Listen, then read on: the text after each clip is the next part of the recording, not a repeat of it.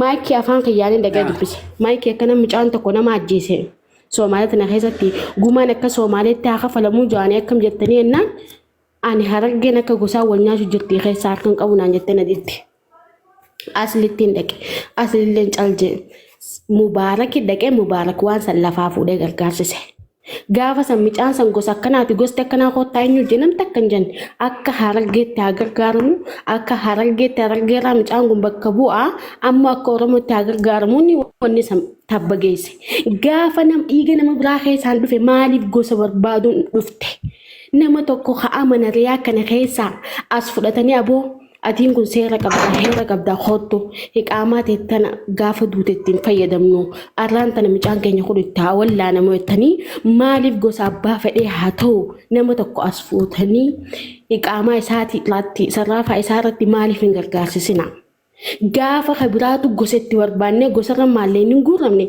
gaafa kanaa maalirratti miidiyaa irratti ol baatanii gosa gaafachuun fideedhaan kana dhibdi sinigalee. Me urjii tana naaf deebisaa kanaaf takka dhageeffadha. Urjiin waan bira jirti dhiyeenya kana. Urjii dhageeffadhu aanaa godhe. Ana namni dubbate. Namni mataa nama muruu danda'us hin jiru. Gabba illee dubbachuu hin danda'a. Ammallee irra deebi'ee tolchee bareechee dubbachuu hin danda'a. Yoo barbaachisaa ta'e. Akkeen itti dubbadde anaa dubbate. Maakiin bakka kanan dubbanne. Gara misenjara illee siimeen ture urjii. Garuu waan si keessaa muka muraa, waan si quqquuqaa, waan si guggubaan beeku hundumaa ishee ta'u. Wama biraa si guggubaa jechuudha. Anaa dubbate akkeen itti dubbadde.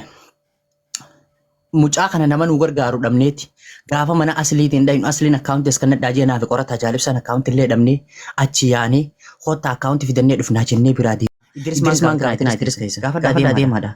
An dhiibbaa kana jibbanni waliif akkana qabu kanan wallahi summii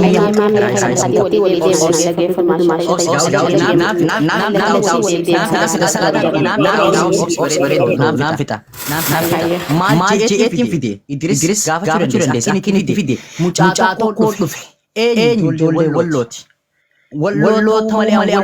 malee namni isa beeku hin jiru akkachi anaatu galchaa mileena takkas kanaadhaa je achirratti ni siree wala Idris keenya akka nama mileena takka dhiiga keenya obboleessa keenya lafee teenya nama kanninu Idris keenya akkam taane jeetiin rabbi bilbil hayyeemaa mucaan kun akkana gosaan illee gosa teenya akkana galma akka jaarsaa jaani kanaan jeen jennaan Idris hayyeemaa meeqa kana taate manguuteen teenya illee jira wal mareen hayyee Idris wanni se dhufee amma faraan shukkatii namoota jajjabaa qabna irra wal mareedhaadha akka akkaawuntii nama tokko jabaa qabaadha amman fidanneeti maakiin faan akka oromoo haa gargaaranii ammoo galfatinsa akka abbootii gadaa akka mudimina keenya akka gosa keenya galfanna anaachi Idris fidee akkasinaaf Idris dhufu namni maarreen gosti akkas taatu gosti kanaa taatu namni jeessi hin jiru kanaan alatti warri zekinati bira ol seenee as deemee achi deemee dubbii baxaabatu namoota tarra waliin jiran waan fadhe haa godhu waan jirtu kana as keessatti wanni gosa maaltu jira gosa as keessatti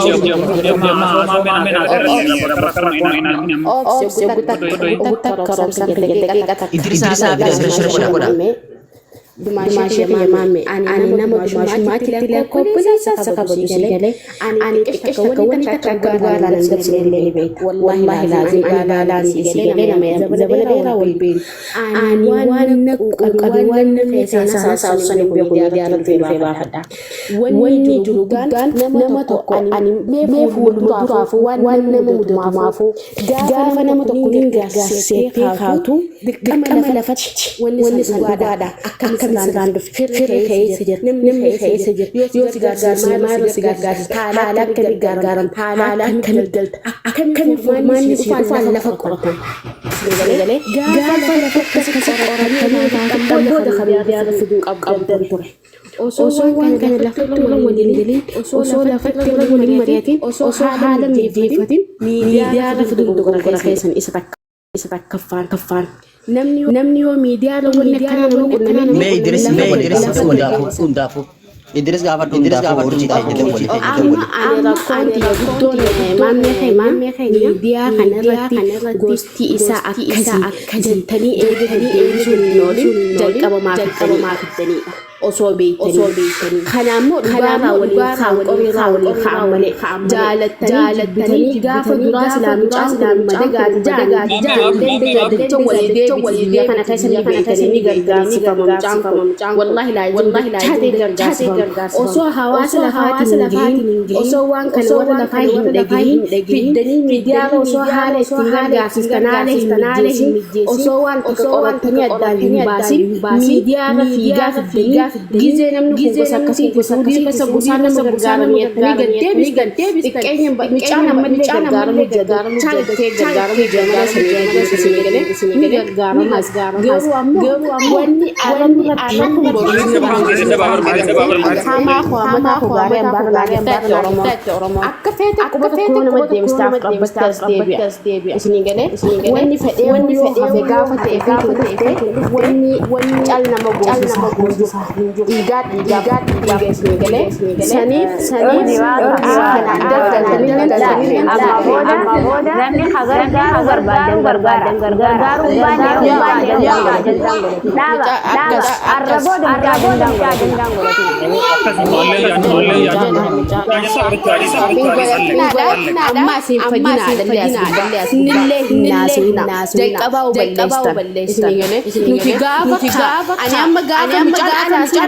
Somalia keessa nama ajjeesu lafatti ana taa'ala mijjeessite bakka dhiiraa bakka dhiiraa biyya san keessatti aangoo qabu barbaadee kamaallee gargaarfamuu qabu barbaadee haala ittiin mucaan kun gargaaramu barbaadee haala hunda mijjeesse nama silaa nama gargaarsa waliin koontaakt godhee akka wanni sangumaan dhiigaa kafalamu godhe ana tala dhalaa isinii galee garuu gosummaa fi dhiigummaa fi malee obbolummaa fi malee reemummaa fi malee isinii galee gaafa biraatiin dhufe ammoo maqaasanii daldaluu maaliif barbaachise dhugaarraa malee dubbiin akka waan jala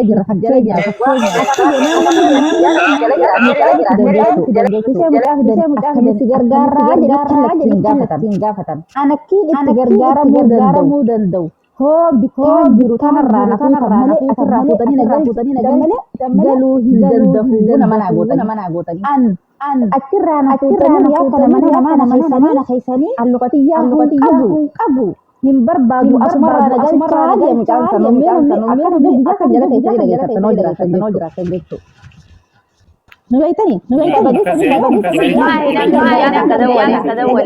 namni guyyaa mucaa balaata guyyaa harargeedha jaanii mina lafirraa mucuma kana arrabooda maqaan dubbatina gargaaru barbaadu arrabooda maqaa mucaa kanaana malee alaan dura alaan baarrabsa harapka gambar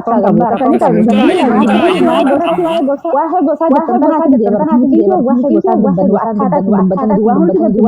tartiiban akkaataa dubbatamtee jira malee akkanuma janjanii dubbachuu illee faayidaan qabu maaliif dubbiin itti gorsii maal dhageeffadhu Miciyyoon maammee maakiidhaan bakka gargaaran nama achirraa isa gamana maallaqa nama isa ol qabu isa qabu isa barbaachisa namaatiin jennaan hoo karaa saniin taate namni irraa dhalate qaba gosa qaba nama jala kana gosa qaba nama mucaa kana achi dhaqee achi isaa guyyaa mucaa kana achirraa mutuun ni barbaannaa fi gosa akkasii nama galchaa Ajin nama miidhame jira kana keessatti deema. Osoo maallaqa qaamaan bira dhaqanii lafaan fuudhee malee fuudhamuu hin danda'u. Sababii gosaa dhufte malee sababii mucaa achirraa akkamitti nama ol kaasa dubbatamte malee maallaqaan gargaarsa qabatu gonku.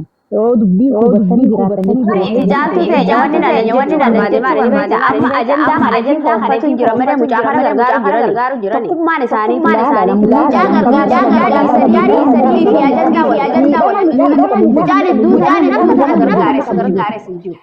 miidhama mucaa kana gargaartanii irraa fidanii wanni tiktoo kanarraa deddeema haga deddeema kana gattaanii qarshii guurin maaliif ajandaa maaliif barbaachisa isa qofaatu gargaaru jira tiktoo kanarratti Salam alaikum.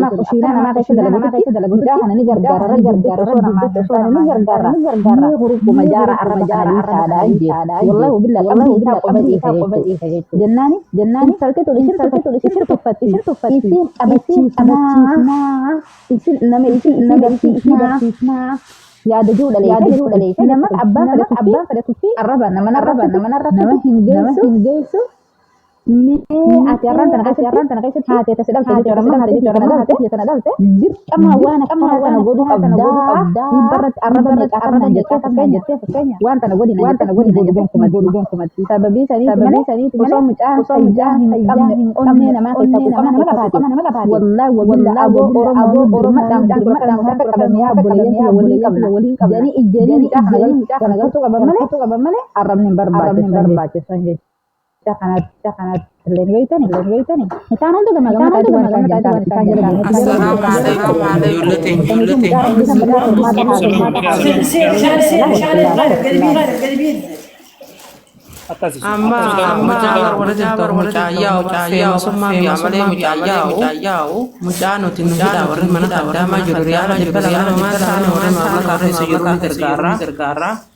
el maharage gosa federato regargar pira sinna gargaru fera